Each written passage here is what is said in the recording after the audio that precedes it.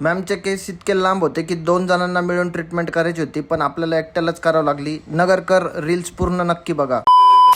सर्वात पहिले हे सर नेवासावरून आले होते आणि त्यांना हेअर कट, बियर्ड सेटिंग आणि हेअर कलर करून घेतला आपण. आणि हेअर थोडेसे ग्रे होते आणि त्यांना ब्राउनिश टोन पाहिजे होता आणि कलर रेग्युलर नको होता त्यांना.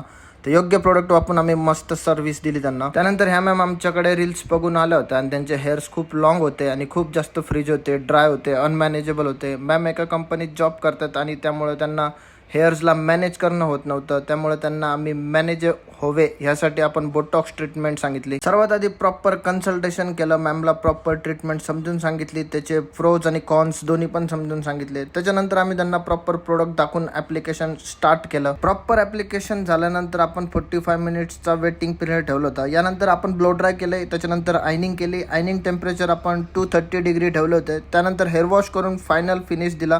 बिफोरचा रिझल्ट खूपच जास्त ड्राय आणि फ्रीजी वाटत होते मॅमचे आणि आफ्टर रिझल्ट तर खरंच खूप भारी झाला होता. मॅम खूप खुश झाल्या. ट्रीटमेंट नंतर होम केअर काय करायची आणि प्रॉपर आपण समजून सांगितलं त्यांना की कोणते प्रोडक्ट्स वापरायचे ते. त्यानंतर जयश्री मॅम आला होता, त्यांचं आपण रेग्युलर रूट टचअप करतो तर रूट टचअप करून घेतलं. सोबतच त्यांच्यासोबत आणखी एक मॅम आला होता, त्यांचं आपण हेअर स्पा करून घेतलं आणि त्यांनी हेअर स्पाची सिरीज घेतली होती. त्यांची हेअर स्पाची लास्ट सिरीज होती. हेअरफॉल थांबला मॅमचा आणि फ्रीजीनेस पण कमी झाला. लास्टला डॉक्टर प्रियंका मॅम आल्या होत्या बालिकाश्रम रोडवरनं आणि त्यांचं देखील हेअर स्पाची सिरीज होती आपल्याकडे आणि हेअर स्पा करून घेतला आपण त्यांचे हेअर्स खूप फ्रीजी होते आणि ते आता मॅनेजेबल होत आहे. तुम्हाला देखील कोणती सर्व्हिस करायची असेल हेअर बाबतीत तर आमच्या सलॉन्सला नक्की व्हिजिट करा. चला तर मग भेटू पुढच्या ब्लॉगमध्ये. तोपर्यंत फॉलो करून घ्या. थँक्यू.